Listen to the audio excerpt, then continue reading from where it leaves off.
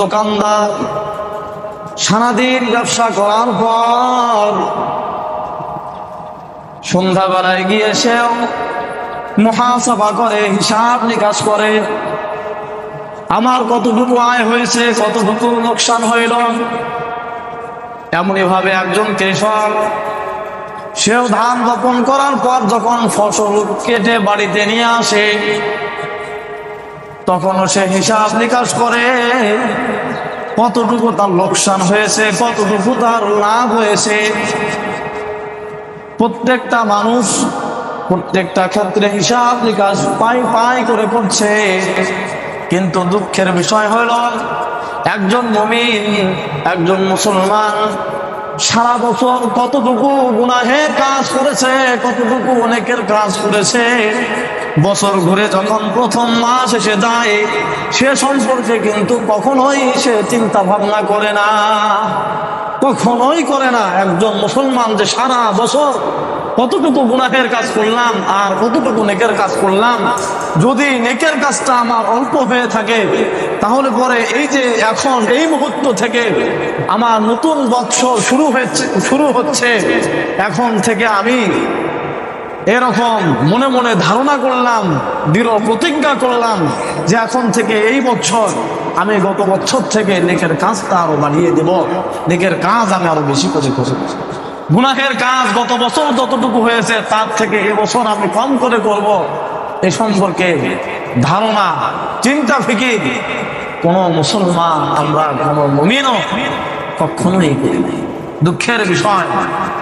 সুতরাং আমাদের কর্তব্য মুহররম মাসে, যেহেতু এটা আরবির প্রথম একটি মাস আর মুসলিমদের মাস শুরু হয়, মাস গণনা হয় আরবি থেকেই, সুতরাং আমাদের প্রথম মাস যেহেতু মুহররম মাস, এ মাসে আমাদের প্রথম কর্তব্য হচ্ছে আমরা বিগত যে বছর চলে গেল কতটুকু নেকের কাজ করেছি, কতটুকু গুনাহের কাজ করেছি সে সম্পর্কে আমরা চিন্তা ফিকির করব। এক নাম্বার বিষয়। এই মাসে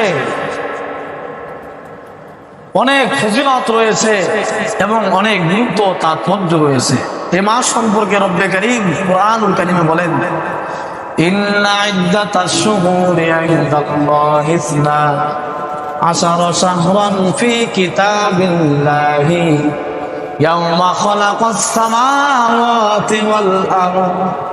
রব্বে কারীম বলেন, নিশ্চয় আল্লাহ তাআলার নিকটে যত মাস হয়েছে, আল্লাহ তাআলার নিকটে ইসনা আশারা বলে গণনার ক্ষেত্রে মাস হচ্ছে 12 মাস। ইন্না ইদ্দাতাশ শুহুরি ইনদাল্লাহি ইসনা আশারা শাহরান ফি কিতাবিল্লাহ ইয়াওমা খালাকাস সামাওয়াতি ওয়াল আরদ বলে দুনিয়া এবং জমিন সৃষ্টির পর থেকে আল্লাহ তাআলা 12 মাস হিসেবে বর্ণনা করে। আল্লাহ তাআলা 12টি মাস দিয়েছেন দুনিয়া এবং জমিন সৃষ্টির পর থেকে। আসমান এবং জমিন, ইয়াওমা খালাকাস সামাওয়াত আসমান সৃষ্টির পর, আসমান সৃষ্টির দিন থেকে, ওয়াল আরদ এবং জমিন সৃষ্টির দিন থেকে আল্লাহ তাআলা মাস বানিয়েছেন 12টি মাস। ওয়াল আরদ মিনহা আরবাআতুন হুরুম বলে এই 12টি মাসের মধ্য থেকে 4টি মাস এমন রয়েছে যে 4টি মাস আল্লাহ তাআলা সম্মানী করে দিয়েছেন, যে 4টি মাস আল্লাহ তাআলার নিকটে অধিক সম্মানী, অধিক মর্যাদাপূর্ণ। সেই 4 মাস এ সম্পর্কে আল্লাহ রাসূল সাল্লাল্লাহু আলাইহি ওয়াসাল্লাম হাদিসে ফরমান, ওই 4 মাস হচ্ছে শাবান মাস, জিলকদ,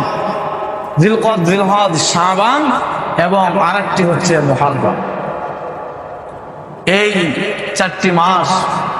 তো এই 4 মাসের মধ্যে হতেই একটি মাস হচ্ছে মুহররম মাস, যে মাসটা আল্লাহ তাআলার নিকটে অধিক দামি এবং অধিক মর্যাদাপূর্ণ একটি মাস হচ্ছে মুহররম মাস। এ মাসে ঘটে গিয়েছে অনেক ঘটনা যা আল্লাহ তাআলা তার কুদরতের মাধ্যমে ঘটিয়েছেন। তার মধ্য থেকে প্রথম ঘটিয়েছেন হযরতে আদম আলাইহিস সালাম, তেনাকে সৃষ্টি করলেন।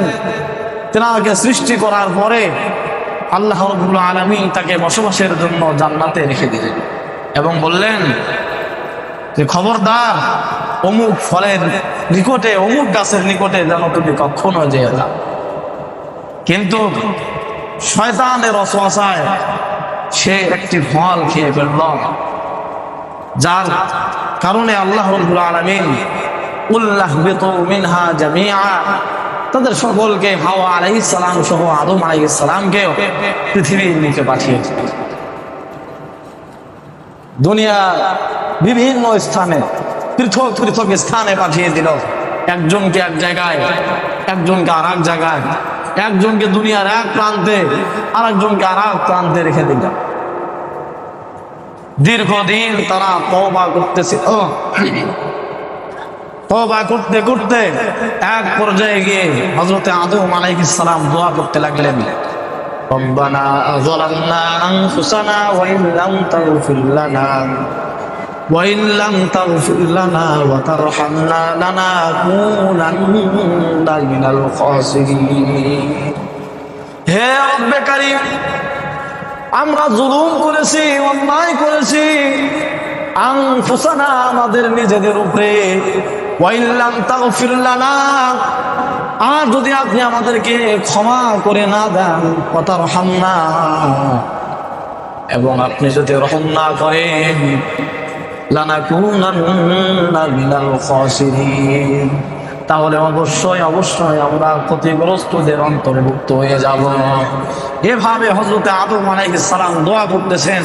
আল্লাহ রাব্বুল আলামিন তার দোয়া কবুল করে নিলেন এবং দোয়া কবুল করে হযরত আদম আলাইহিস সালাম এবং হযরত হাওয়া আলাইহিস সালামের মিলন ঘটাইলেন, সাক্ষাৎ ঘটাইলেন। বলে যেই দিন হযরতে আদম আলাইহিস সালাম এবং হযরত হাওয়া আলাইহিস সালামকে জান্নাত থেকে বের করে দুনিয়াতে পাঠিয়েছেন, ওই দিনটি ছিল মুহররমের দিন। মুহররমের এই 10 মুহররম আশুরার দিন।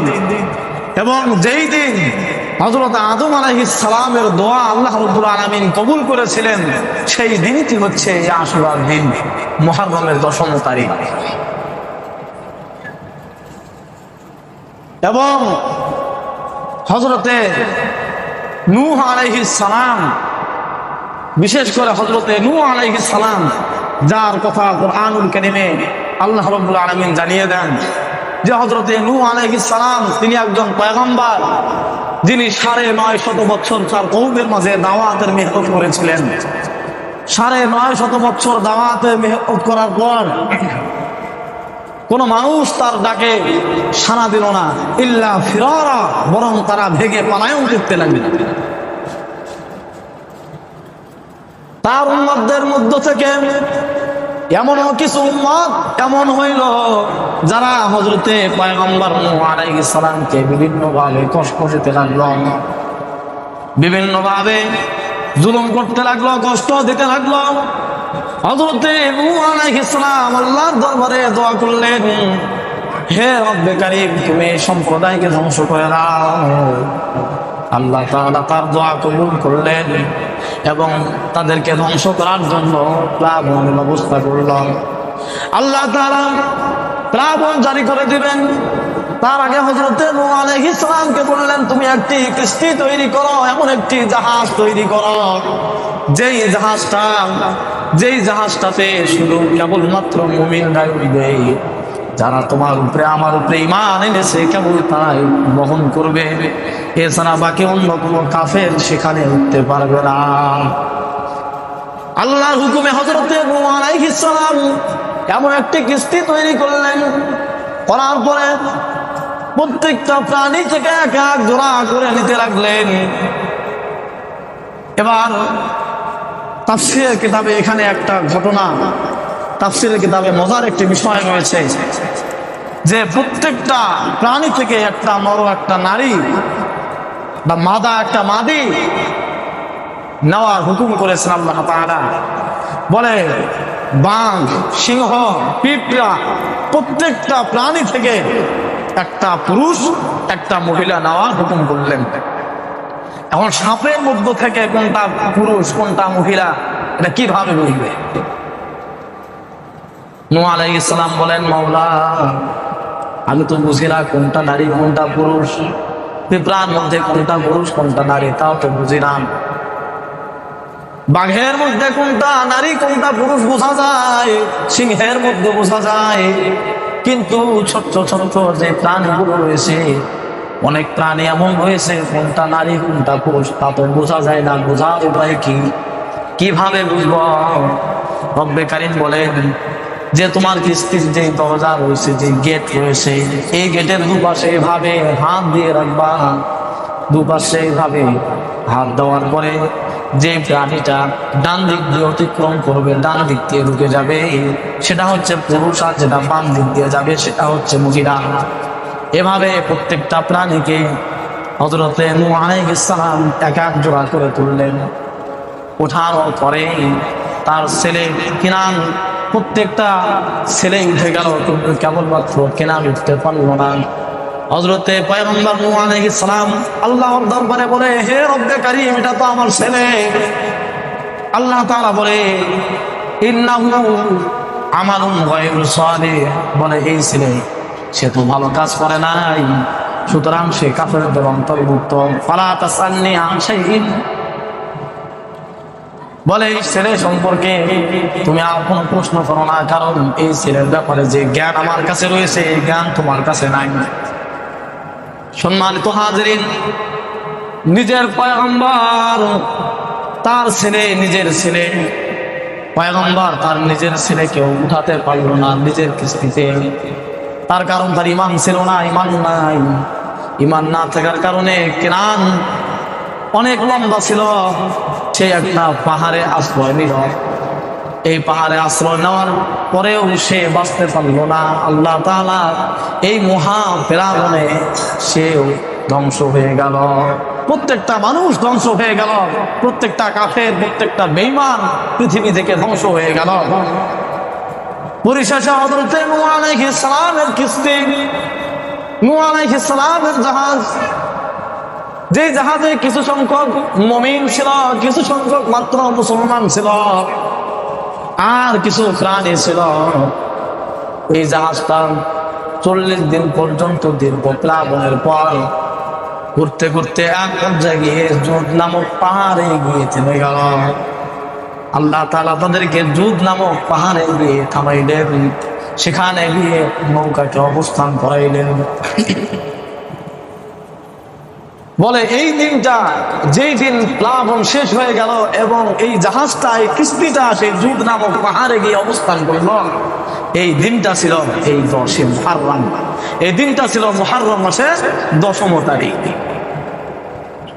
সম্মানিত হাজিরিন, হযরত পয়গম্বর ইব্রাহিম আলাইহিস সালাম তিনিও তার কওমের মাঝে দাওয়াতের মেহনত করলেন। দাওয়াতের মেহনত করতে করতে এক পর্যায়ে গিয়ে নমরুদ তার উপরে খেপে গেল এবং পয়গম্বর ইব্রাহিমের জন্য আগুনের ব্যবস্থা করল, যেখানে দীর্ঘদিন পর্যন্ত আগুন প্রজ্বলন করানো হলো।